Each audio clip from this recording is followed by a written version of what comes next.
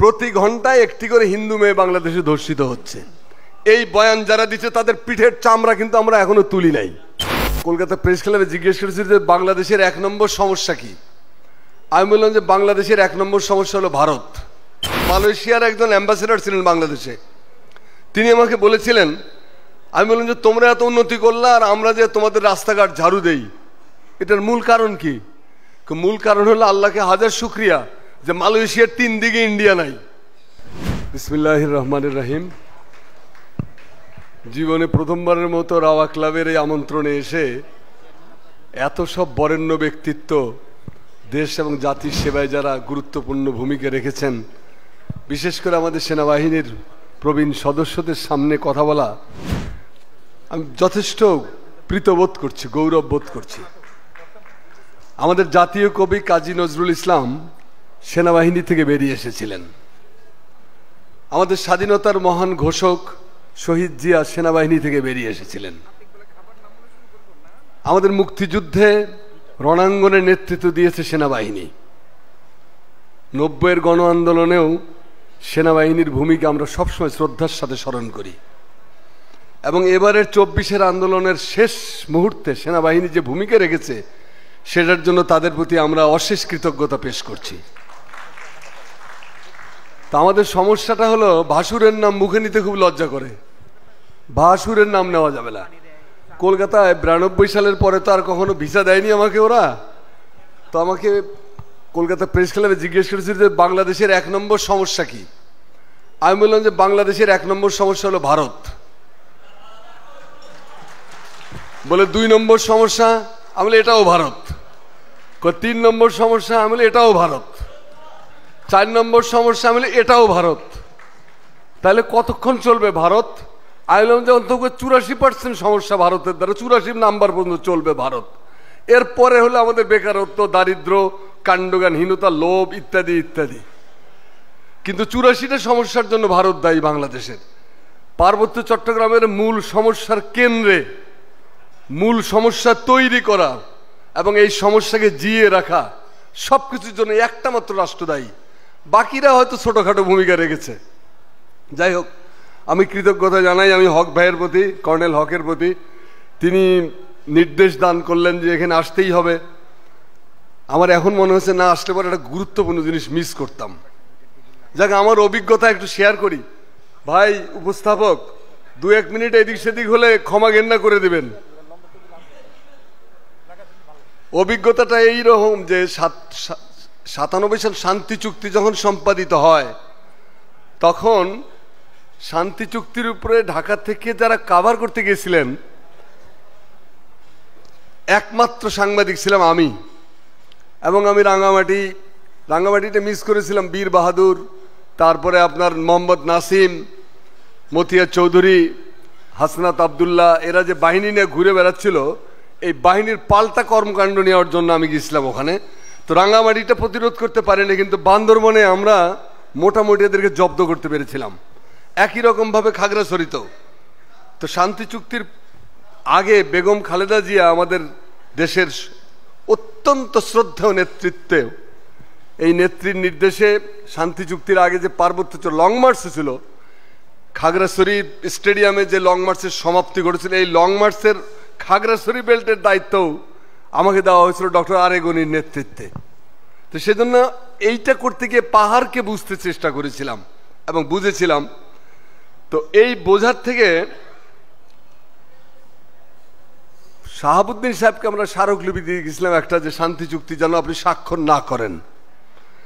শাহাবুদ্দিন সাহেবকে আমরা মনে করিয়ে দিয়েছিলাম যে হাইকোর্ট বিকেন্দ্রীকরণ করলে রাষ্ট্রের অখণ্ডত্ব বিনষ্ট হয়, রাষ্ট্রের ঐক্য বিনষ্ট হয়। পার্বত্য সন্তুল আর্মার সাথে শান্তি চুক্তি করলে রাষ্ট্রের ঐক্য বিনষ্ট হয় না। আপনার দ্বারা কি এটা মানায়? হাইকোর্ট বিকেন্দ্রীকরণ করতে দিলেন না আপনাদের নিজেদের স্বার্থে। কারণ ঢাকা শহরে বসে এখানে আরামে এসে থাকবেন, খাবেন, আমাদের লয়ার, সিনিয়র লয়ার এখানে বড় বড় নেতাগিরি করবে, বাণী ফলাবে, আর মফস্বলে গিয়ে জেলা শহরে হাইকোর্টের শাখায় থাকা, এটা কত কষ্টের একটা ব্যাপার না? অতএব রাষ্ট্র তখন বিপন্ন হয়, কিন্তু শান্তি চুক্তির সময় রাষ্ট্র বিপন্ন হয় নাই। যাই হোক, রামগড় থেকে খাগড়াছড়ি পর্যন্ত যাওয়ার পথে রাস্তার দুপাশে আমি অসংখ্য কবর দেখেছিলাম। আমি বলছিলাম যে এগুলো কাদের কবর? বলছে এগুলো সন্তু লারমার বাহিনীর হাতে নিহত সমস্ত বাঙালিদের কবর এগুলো। আমি বলেন কি, এগুলো তো আমরা কিছুই জানি না ঢাকায়। জানানোর উদ্যোগও তো কেউ কখনো নেয়নি। নিশ্চয়ই দুপক্ষেই মরেছে, কিন্তু বাঙালিরা যে হাজার হাজার মারা গেছে, কমতে 20 থেকে 25,000 বাঙালি, তাদের জন্য পৃথিবীতে এক ফোঁটা অশ্রু কারো চোখ থেকে পড়ে নাই কোনোদিন। কেন পড়ে নাই? মণিস্বপন দেওয়ান তখন রাঙ্গামাটির মেয়র। মণিস্বপন দেওয়ান আমাকে বলেছিলেন যে আপনি যে রাঙ্গামাটিতে আমার বাসায় বসে আমার সাথে কথা বলতে পারছেন, সেটা তো শুধু একটি মাত্র কারণে, যে শহীদ জিয়াউর রহমান নামে একটা রাষ্ট্রনায়কের জন্ম হয়েছিল আপনাদের মাটিতে। জিয়াউর রহমান বুঝতে পেরেছিলেন পার্বত্য চট্টগ্রামের বেয়ারা এই সমস্ত সশস্ত্র সন্ত্রাসী গোষ্ঠীগুলোকে দমন করার জন্য কি করতে হবে। এই যে বাঙালি এবং পাহাড়ের জনসংখ্যার ভারসাম্য তৈরি করা, সেনাবাহিনী মার্চ করতে পারতো যদি ওখানে বাঙালিরা না থাকতো। আজকে মাছের জন্য যেমন পানি দরকার, সেনাবাহিনীর জন্য তো তেমনি জনসমর্থন দরকার, নাহলে তো সে মুভ করতে পারবে না। তো সেই মুভের রাস্তাটা তৈরি করে দিয়েছিলেন জিয়াউর রহমান। কিন্তু এরশাদ আমাদের জাতীয় ইতিহাসের সর্বযুগের সর্বকালের, এখন অবশ্য আর বলা যায় না তাকে অতটা খারাপ ব্যক্তি, তিনি আমাদের গত ফ্যাসিস্ট জামানার চাইতে তো বেটার ছিলেন। যাই হোক, তিনি তার গুচ্ছগ্রাম ফর্মুলা নিয়ে আসছিলেন। গুচ্ছগ্রাম ফর্মুলা দিয়ে ভারতের হাতে পুরো পার্বত্য চট্টগ্রাম তুলে দেওয়া হয়। কারণ গুচ্ছগ্রাম মানে হলো যে সারা পার্বত্য চট্টগ্রামে ছড়িয়ে ছিটিয়ে যে বাঙালিরা ছিল, সেগুলোকে ক্লোজ করে রাস্তার দুই পাশে শরণার্থী ক্যাম্পেইনে জায়গা দেওয়া হলো। বাস, বাংলাদেশের সর্বনাশ হয়ে গেল। এবং যত ইন্টারন্যাশনাল সুযোগ সুবিধা সব হলো চাকমাদের জন্য। মারমা, মুরং, গারো, হাজং, কারোর জন্য কিচ্ছু নাই। কিন্তু আর বাঙালিরা তো মানুষই না। কোনো এনজিও বাঙালিদের পাশে দাঁড়িয়েছে এরকম একটা রেকর্ড আছে? দেখাইতে পারবেন না। তো এই যে পুরো প্রক্রিয়ার মধ্যে আমাদের ভূমিকাটা হলো রক্ষণাত্মক। আমরা ভুলেই গেছি যে অফেন্স হলো বেস্ট ডিফেন্স। পার্বত্য চট্টগ্রাম নিয়ে আমাদের ভূমিকা অত্যন্ত অদূরদর্শী, দুঃখজনক। আমাদের সেনাবাহিনীর মানুষরা প্রাণ দিচ্ছে, সেনাবাহিনী সেখানে, কিন্তু অপরিকল্পিত, পুরোটার পিছনে কোনো পরিকল্পনা নাই। এই অপরিকল্পিত পদক্ষেপের কারণে পার্বত্য চট্টগ্রামের অশান্তি থেকে দূর করা যাচ্ছে না। কেন? ভারতকে বলে দেওয়া যায় না যে আমার বাংলাদেশের মাটিতে পার্বত্য চট্টগ্রামে যদি একটা বুলেট ফোটে, তোমার মাটিতেও আরেকটি বুলেট ফুটবে। এই কথা বলতে লজ্জা কিসের? ভাসুরের নাম নিতে সমস্যাটা কোথায়? তারপরে আমাদের গণমাধ্যম তো সন্তু লারমার চামচ দিয়ে চিনি খায়। আর ভারতীয় বুদ্ধিজীবীরা যেহেতু বাংলাদেশে জাঁকিয়ে বসেছে, এই আধিপত্যবাদের সেবা দাস খুদকুড়া লোভী বুদ্ধিজীবীরা বাংলাদেশের স্বাধীনতায় বিশ্বাস করে না। এবং এরাই পার্বত্য চট্টগ্রামের সন্ত্রাসী গ্রুপগুলোর মূল পৃষ্ঠপোষক। তারাই নানান ধরনের বয়ান সৃষ্টি করে, পত্রপত্রিকা লেখালেখি করে, এবং দায়িত্বজ্ঞানহীন কাণ্ডজ্ঞানহীন মিডিয়া গণমাধ্যমগুলো নির্বিচারে সেগুলো প্রচার করে। এগুলোর ব্যাপারে পরিকল্পিত পদক্ষেপ নেওয়া জরুরি। আরেকটা জিনিস আমি একটু দৃষ্টি আকর্ষণ করতে চাই, সেটা হলো যে আমাদের সেনাবাহিনী পার্বত্য চট্টগ্রামে ঘুরে টুরে যেটা জ্ঞান হয়েছে আমাদের সেনাবাহিনী মূলত ক্যান্টনমেন্টে আবদ্ধ, জঙ্গলে যায় না।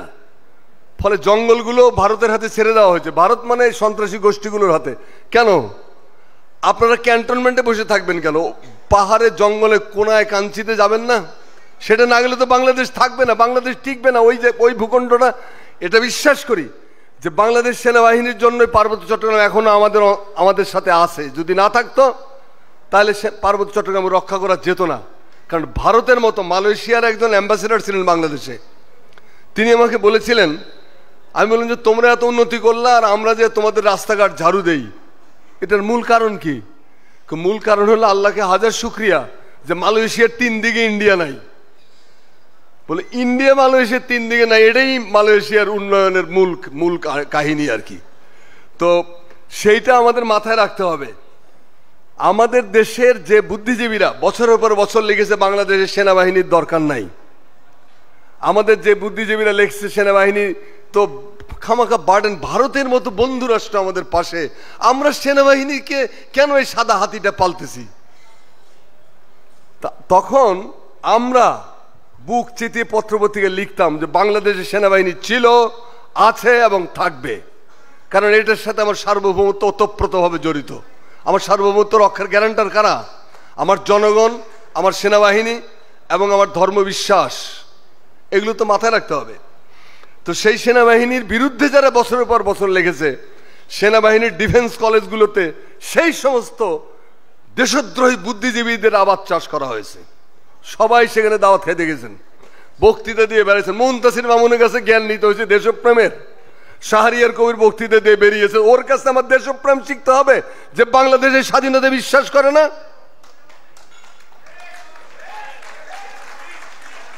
ভারতের তারা টিভি নামে একটা টেলিভিশন ছিল, এখন আছে কিনা জানি না।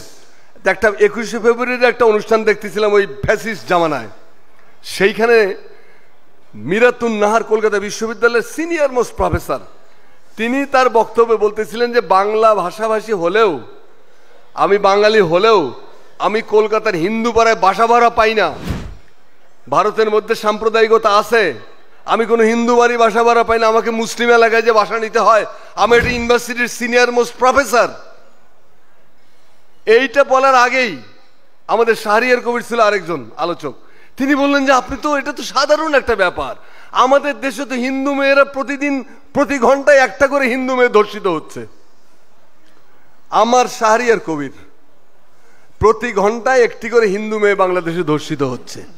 এই বয়ান যারা দিচ্ছে তাদের পিঠের চামড়া কিন্তু আমরা এখনো তুলি নাই।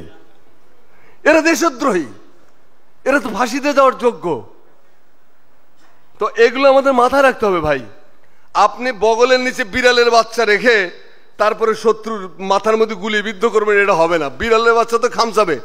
আমাদের ভেতরে মানে আপনার একেবারে থক থক করতেছে আধিপত্যবাদের চামচা, দালাল, দোসররা। এদের ব্যাপারে সমন্বিত কর্মসূচি দরকার। আমাদের দৃষ্টিভঙ্গি ক্লিয়ার করতে হবে। পরিষ্কার দুভাগে বাংলাদেশ বিভক্ত, এক পাশে যারা স্বাধীনতা বিশ্বাস করে, আরেক পাশে যারা স্বাধীনতার শত্রু। 5ই আগস্টের পরে এই বিষয়টা আরো ক্লিয়ার হয়ে গেছে। এই 5ই আগস্টের চেতনাকে সাথে নিয়ে আমার মনে হয় আমরা যদি একটা সমন্বিত পদক্ষেপ গ্রহণ করতে পারি এবং ডায়ালগ, পার্বত্য চট্টগ্রামের সব মানুষই শান্তির সন্তু লারমার ফলোয়ার এমনটা নয়, পার্বত্য চট্টগ্রামের সব জনগোষ্ঠী এই সমস্ত সন্ত্রাসী কর্মকাণ্ডের সাথে জড়িত তা নয়। যারা এর সাথে জড়িত নেই সে বৃহৎ জনগোষ্ঠীর সঙ্গে আত্মীয়তা করতে হবে। তাদেরকে আমাদের সেনাবাহিনীর সঙ্গে, আমাদের সঙ্গে, জনগণের সঙ্গে একটা মিতালি তৈরি করে দিতে হবে। যদি সে মিতালি তৈরি করা যায় তাহলে হয়তো স্থায়ী একটা সমস্যার সমাধান হতে পারে। যাই হোক, আমাকে এখানে কথা বলার সুযোগ দেওয়ার জন্য আবারও রাওয়া ক্লাবকে ধন্যবাদ জানাই। হক ভাই, এলোমেলো ভাই কিছু কথা বললাম, ভালো থাকবেন সবাই। আসসালামু আলাইকুম।